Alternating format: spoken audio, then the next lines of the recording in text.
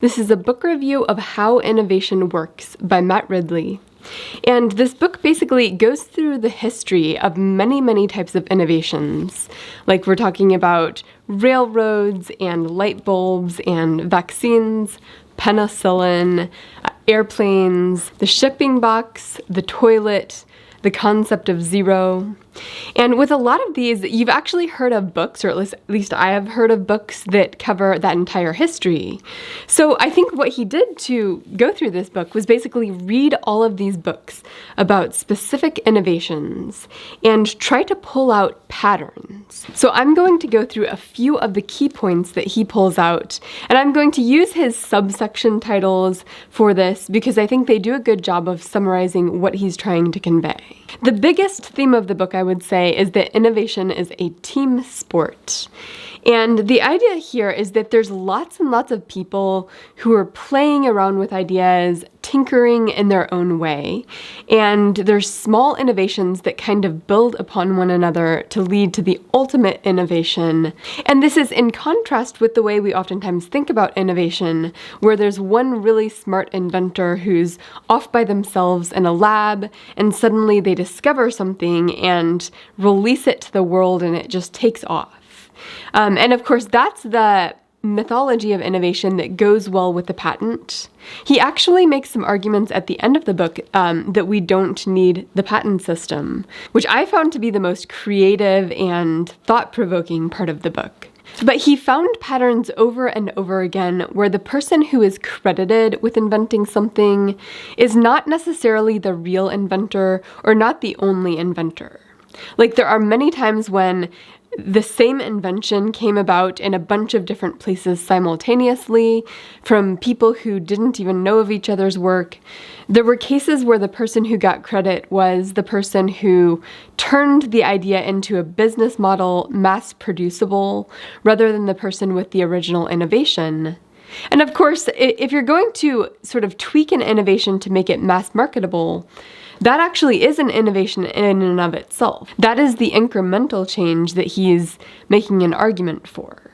So it's not that the person who's getting the credit didn't play a role, but he oftentimes finds when he looks into the history that many other people played a role, and that those people sort of get sidelined in the story we tell about the innovation or in the patent system.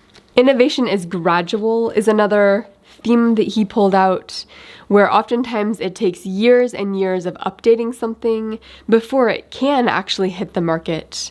Because to make a new innovation usable, you not only need sort of the core scientific idea, like say of the light bulb, but you also need to figure out how do you make this work in people's homes?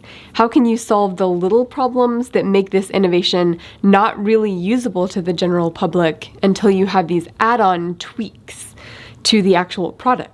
Another theme, of course, is that innovation involves trial and error. And this is something that we all kind of know, that innovation involves tinkering. You have to test something out. It'll fail. You ask yourself the question, why did this fail? You try to plug in the holes to make it work a little bit better next time.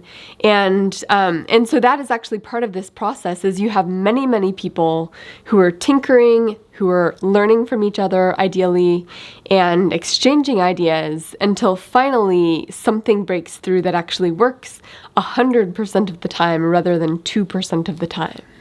I liked his section titled "Innovation is the Mother of Science as often as it is the daughter of science." Because oftentimes innovation will raise new questions, and those questions have to go out and be investigated. And if you think about innovation, a lot of times science is involved in understanding the underlying mechanisms, where science is trying to figure out what's the chemistry, how does this work, whereas innovation is trying to figure out how do we make a usable product.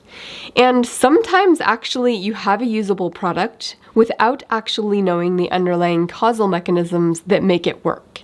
So it's possible to innovate without the science. But then once you get something that works, you have to ask the question, how does this work? And that's where innovation is the mother of science, where you say, okay, we found something that worked. You scientists go out there and figure out, why does this work?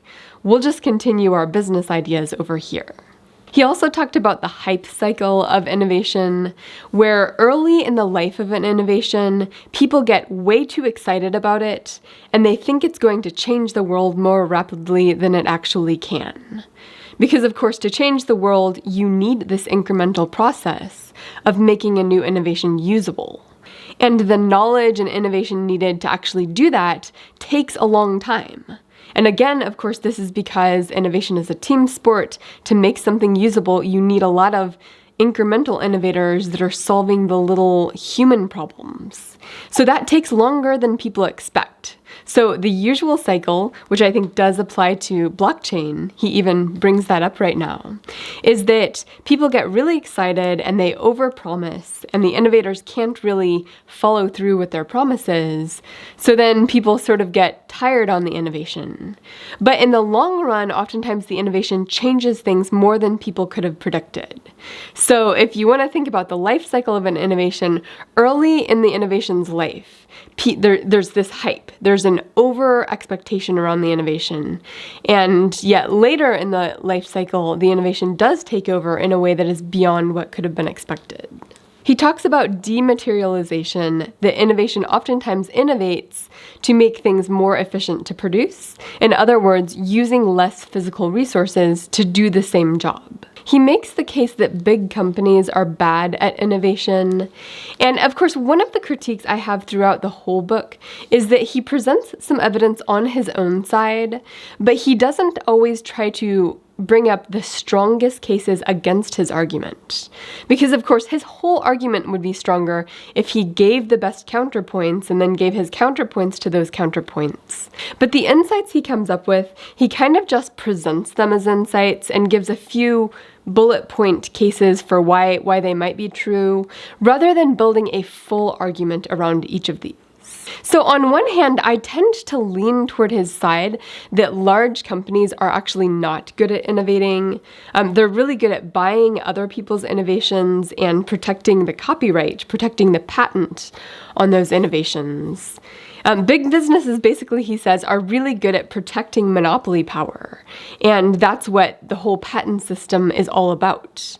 So he makes this argument, which I generally agree with, but I just didn't feel like he fully fleshed out the other side. Because, of course, large companies do hire scientists. They do create jobs for scientists to tinker. So there is a case on both sides. Now, as I mentioned, my favorite part of the book was his arguments against intellectual property, which includes both patents and copyright. So I thought those were provocative arguments I hadn't heard before, and I will actually probably do another video explaining that whole argument. But those arguments sort of flow out of the insights he came up with from all of his case studies. And he basically said, because it's actually really hard to figure out who was the inventor, assigning patent rights is actually not always that productive.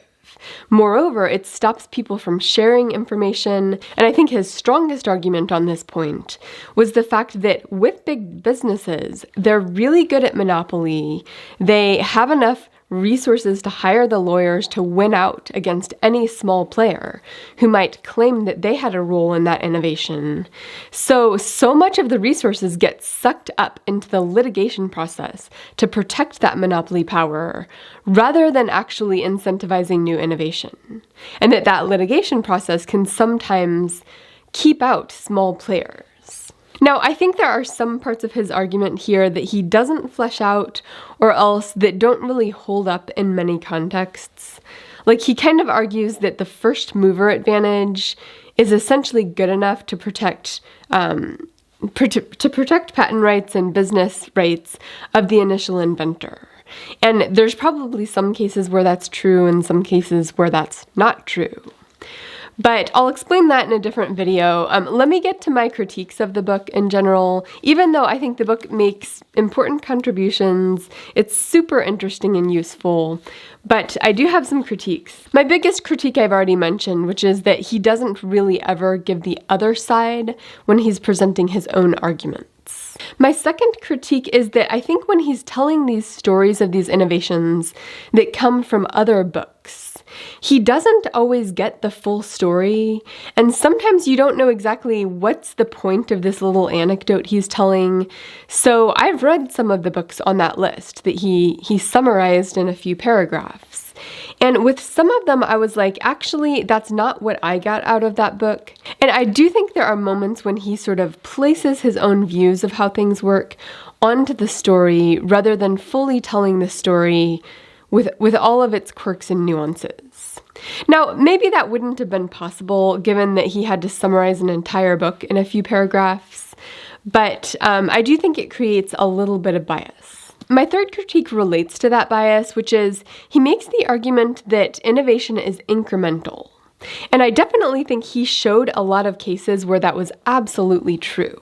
So certainly he wants us to sort of get out of thinking about the mythology of innovation as this one brilliant innovator. I think that's great. But of course, there's going to be a spectrum of situations where some situations are very gradual and other situations are maybe a little bit of innovation and then all of a sudden there's a breakthrough. And even if that breakthrough is sort of a team-based breakthrough, there is a moment where it's this aha moment and we know how to solve this stubborn problem that everyone has been trying to solve for a while.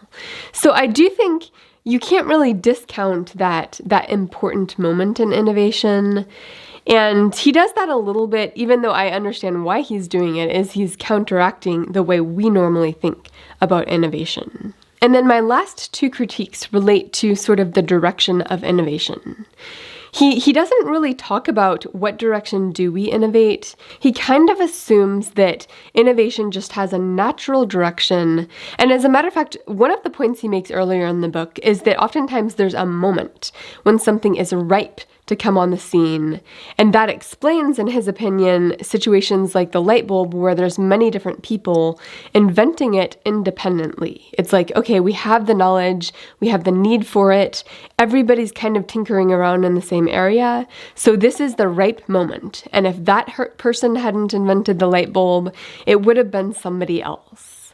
So I think there's a good case for that, but it ignores the fact that actually innovation could take many different directions. For example, with medical innovation, which is something I study as a healthcare economist, you could have situations where there's tons of research going into cancer and not much research going into heart disease. And that's going to be incentivized by the economic incentives in the environment, of course. So I talk to my students about the fact that actually whatever we focus our innovative efforts on now, that's going to determine what healthcare looks like 10 years from now and 50 years from now. And it's not necessarily a single direction. Like if you don't spend very much time on heart disease, then you're not going to get innovation in that direction. And I think he doesn't really wrestle with the fact that innovation could go more in one direction, more in another direction, and the economic incentives that bend innovation toward their will, those matter a lot. And then my final critique here is it's very similar in the sense that there are moments where he's sort of in a yes-no mindset. And when he talks about GMOs, genetically modified organisms, I thought his approach was, do we or do we not want GMOs? And of course, he makes the case that yes, GMOs are amazing.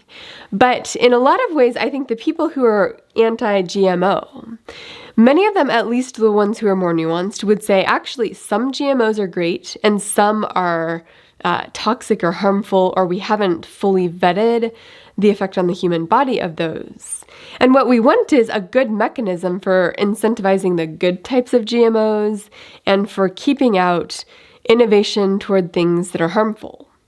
And if you have a yes-no mindset, either yes GMOs or no GMOs, you don't get that nuanced thought in terms of what direction should innovation move. So that's missing from the book. Overall, I think it is a very important book. I will say it's not the most riveting book I've read, but it is very insightful.